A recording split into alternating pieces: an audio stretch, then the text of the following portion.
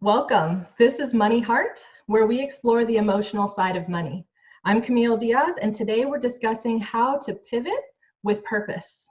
My guest is Brook Harper with Babbling Brook Marketing and Flying H Media. Brook, welcome to Money Heart.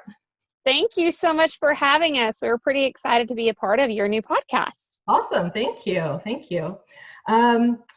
When we chatted, you kind of told me about how your family has sort of experienced this roller coaster ride when it comes to money and business, and that seems to have kind of kicked you off as you got started. So would you share that story with everybody else?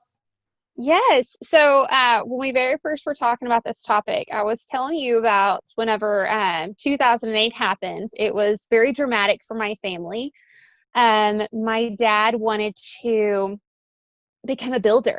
So in 2000 and the end of 2006, he sold everything business-wise that we had. We had a bed and breakfast. We had a renter center, like a color time. And we had all these different businesses, and we sold them all. My mom left hers, and she started becoming her bookkeeper. So when 08 happened and we couldn't sell a home, we lost our home. Yeah. So we lost everything. We were almost 200,000 shy of $1 million that my family lost. Wow. So everything, they got approved for an apartment right before it actually hit their accounts. And so they went from their dream home that they got married at 18 and 19 years old. And so they came from nothing.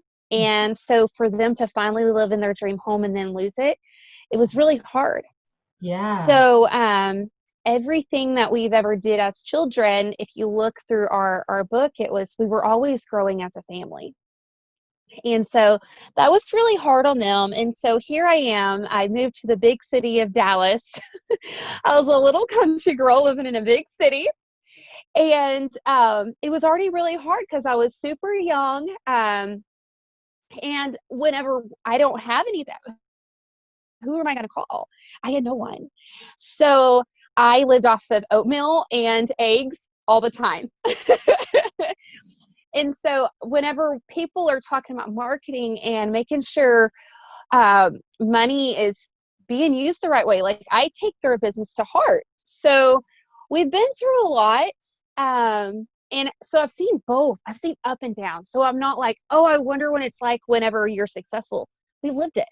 And then when people are like, man, I feel really bad for them. They don't have a place to live. I'm like, I get that. We lived it. So, it's different when you don't have just empathy. You truly have a sympathy for businesses and for people. So that's kind of where our business has evolved. I was a certified teacher, pre-K through 12th. Thought I was going to teach. Yeah. Grew up at a bed and breakfast. So doing marketing and helping with chambers, that was always easy for us. So marketing back then, it didn't look at all what it does today. We didn't have social media. Yeah, that's right. Holding those little paper maps and handing them out to people. So I never knew marketing was a job as a child, like at all. Like I thought radio and advertising and newspaper, that's what it was.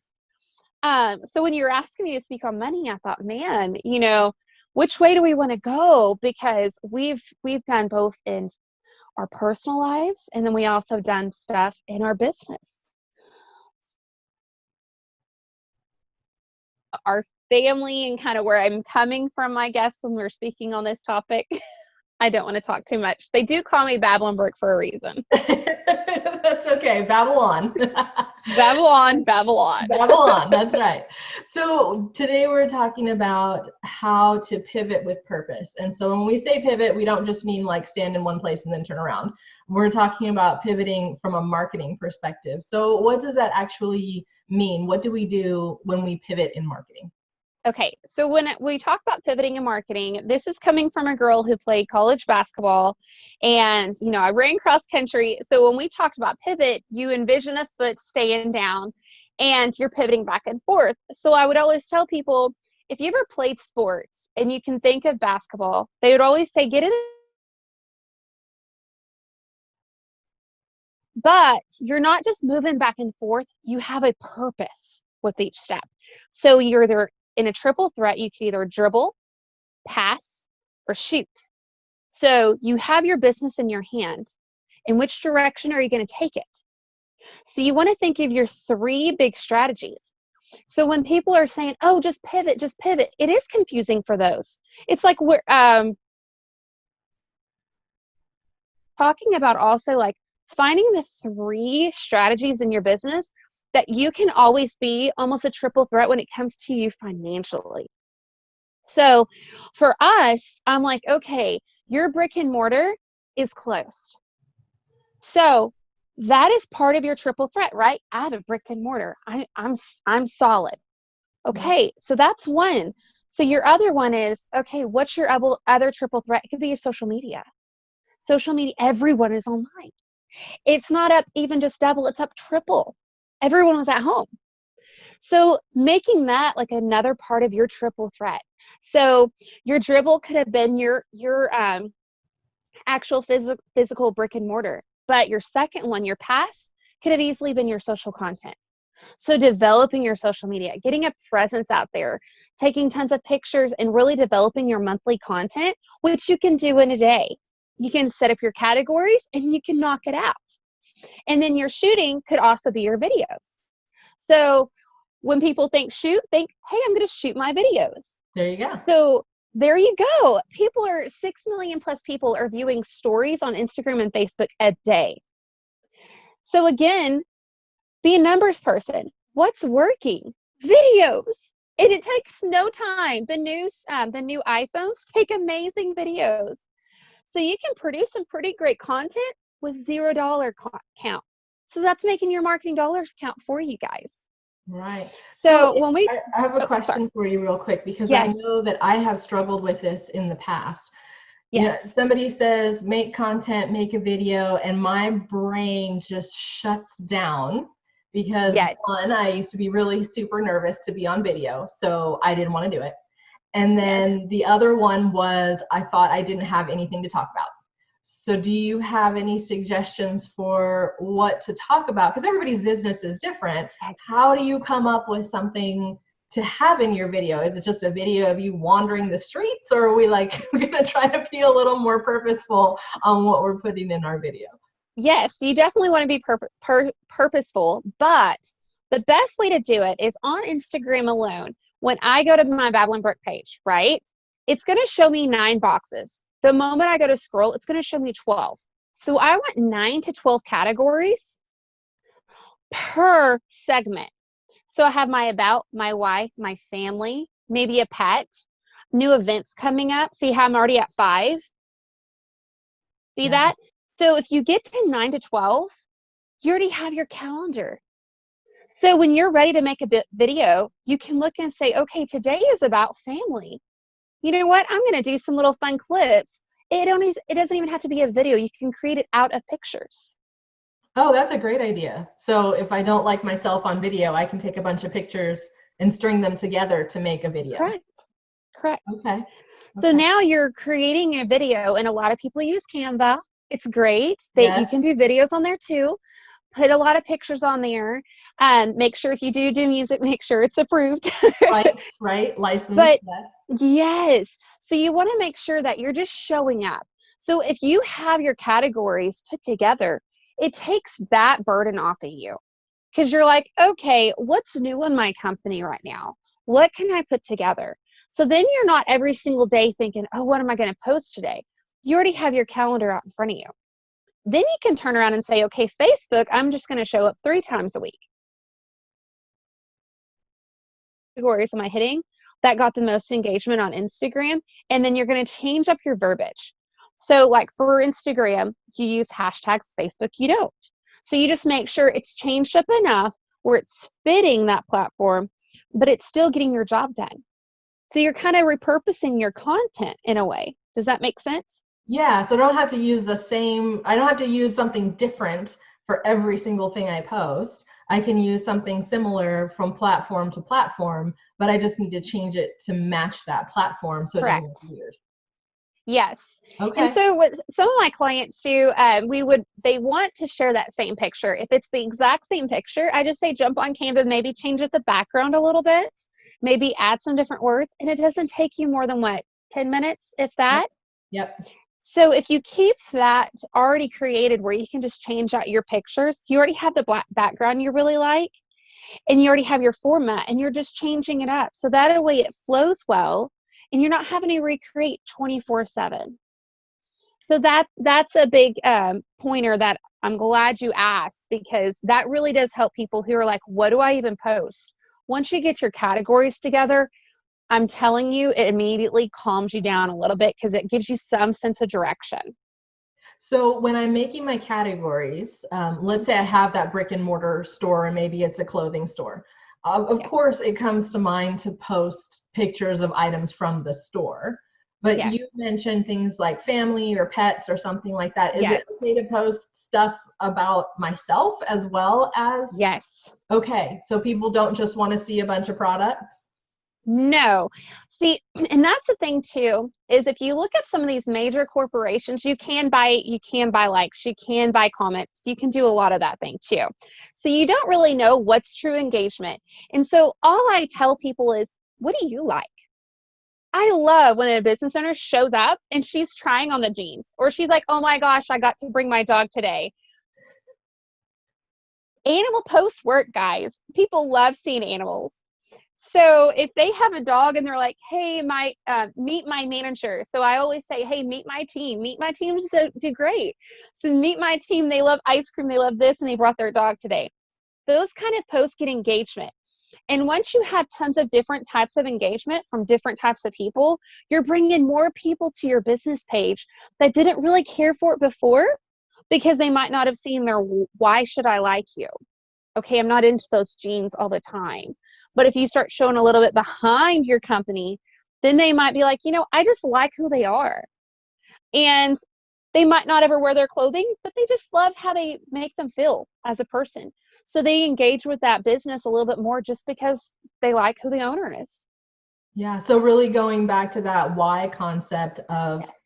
what's driving your business, how do you feel about your business, how do the people that help you. So I guess even if it's just you Mm-hmm. could, you could pull your spouse in or your friends in or something like that, like, hey, hanging out with, my, like you said, you called your dog your manager. That's super cute. My coworkers are napping on the rug today, kind of a thing. So yeah. Yes. Even walks in the park. I mean, you can literally, if you had a clothing store, think about it. You can add some fitness in while putting your clothes on something silly, like dressing something up. I mean, there's so many different ways you can do it. And if you just take down that wall of, what if they don't? Well, what if they do? So people just love real. People love to feel like you're genuine, and that's all they're asking for. So if you're not going to like your post all the time, if they bore you, they might bore probably others. So That's a fabulous point of posting. Just post something that you would like to see. yeah, So I guess if you like things that are funny, or if you like cute, or if whatever, just think what you would like to see. Maybe even go through your own feed and see what you keep clicking on all the time, and then put something like that. well, Instagram is so picture driven. So if you would have asked Mm. us a year or 2 years ago, I would have said, they really want a perfect background and the perfect coffee cup and the perfect pen, you know? But now people are like, I kind of want to see that coffee spilled a little bit. I kind of want to see it a smidge, like it still needs to look pretty. So, you know, but they don't want to see perfect. You know what I mean? So they Yes. like images, but it doesn't have to be perfect. So as long as if you show up, so you need to show up and you also need to be relevant. Okay. So if something's not working and you're doing the same thing over and over again, there's kind of a saying for that. So if it's not working, let's figure out why. So if the biggest thing is you're showing up, but you're not posting relevancy, there's a problem. If you're Mhm. being relevant, but you're not ever showing up consistently, there's a problem.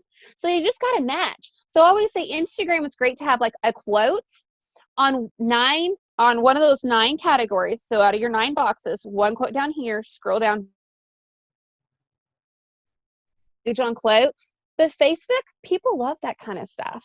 So it's a little bit different. So you could have actually used almost the same verbiage content, but then just change the picture to maybe a quote style.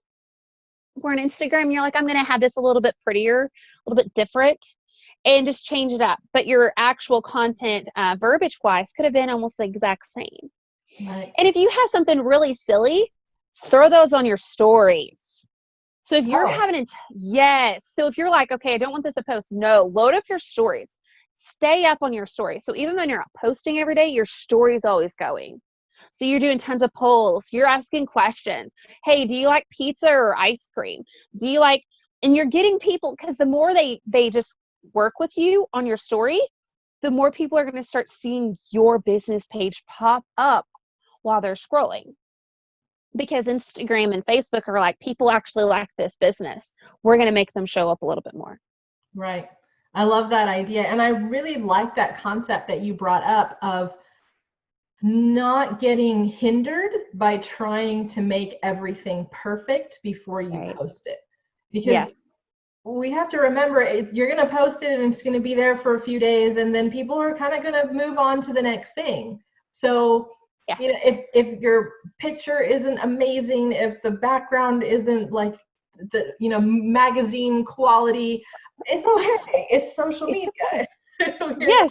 You're not on a millions of dollars budget type movie. You're just doing your thing for your small business. So I Yes. think I really like that feeling of taking the pressure off of what you post and just Yes. getting started somewhere. Because I Yes. found that to be a big stopping point for me for a long time. Is like I felt like everything had to be exactly perfect before it went up, and which resulted Right. in 0 things going up. It's true. We talk ourselves out of it all the time. Yes. And you just have to put your best foot forward. And so that's kind of whenever people are like, pivot, pivot. I'm like, no, no, no. Let's think of our triple threat position. You know, what are the 3 things that you can do in your business that are going to make you succeed? And I'm telling you, showing up is huge. Just show up. And Yeah. not just that. So your other biggest thing too, honestly, is interacting with other businesses. You can't expect everyone to like yours. So going through people's stories, interacting with their story. If they have something, just go ahead and help them out. If you're always showing up on other businesses, I am promising you today, they will start interacting with you because they're like, man, this Babylon Brook, she is on everything. Every time I turn around, she's liking all my posts. She's engaging. So that you're always in their face. So they're going to show up with your business. It's That's just an how it is. excellent point. I love that of giving Yes. instead of just expecting to receive. Always give. They Yes. tell you that. They do That's tell you everything that. in life. What a concept. The concept. I give, I might receive. Wow. So the idea of liking other people's posts, commenting. Now, is it true that when posts are commented on, that brings up the engagement and makes them show up more? Is that Of still? course. Yes. Okay. Because they're going, oh, people actually like this. Let's push it a little bit more. I mean, it's just like when you get on Facebook and you haven't seen a friend from high school in good God, 10 years, 20 years. And Yep. then all of a sudden they see this post. Well, it has 170 likes and comments. So the more you get pushed out there, the more, as soon as people are like, okay, I love this post, and Facebook's like, okay, I'm going to push it more. Okay, I'm going to push it more. Okay. So building organically is where it's at. Because the more you pay for stuff, once you stop, it's all gone. Yeah. Yeah. So that's why I always tell people, yes, it's great to boost your post, do the same image as an ad. So then people, they see it, they relate. They're like, oh, I've seen that before. It's the same thing. Okay.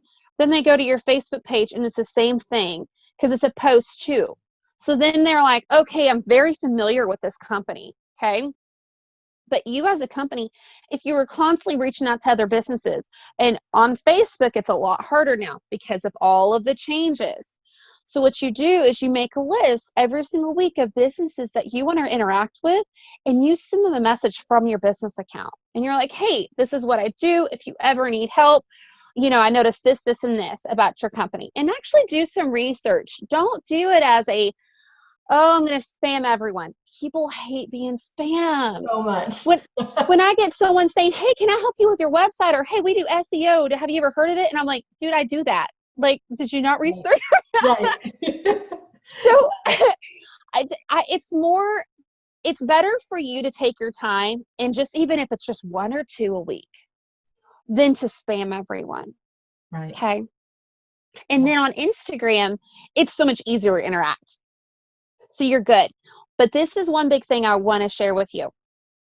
Instagram is taking away the analytics for personal accounts if they haven't already 100%. Wow. So the biggest thing for you too is, if you're really trying to track that, to make sure you're having a business account. So that way your business account is growing as well. Because if they ever come back to you, just like Facebook is, and says, hey, you're using your personal account as business and we have restrictions on that, so we're going to have to close your account. Sorry, bye. Ooh. You just lost everything. Right. So you want to make sure that, yes, put in your time on your personal accounts, but I'm telling you, start building your business account if you haven't already. Yeah. And just so people know, the analytics means all the tracking, how many people clicked on it, how many people saw it, that thing, because not everybody knows what analytics means. Yes. I think. But that's so yes. Right? Yes, you want to know where your likes are coming from, where your comments are coming from, time of day people are showing up. Your analytics is right there on your Instagram, tells you each day, hey, Wednesday, everyone's showing up at noon. Okay. So it's not a guessing game. It's all about numbers. And it's telling you right there, it's not a third-party company. They provide all the information for you.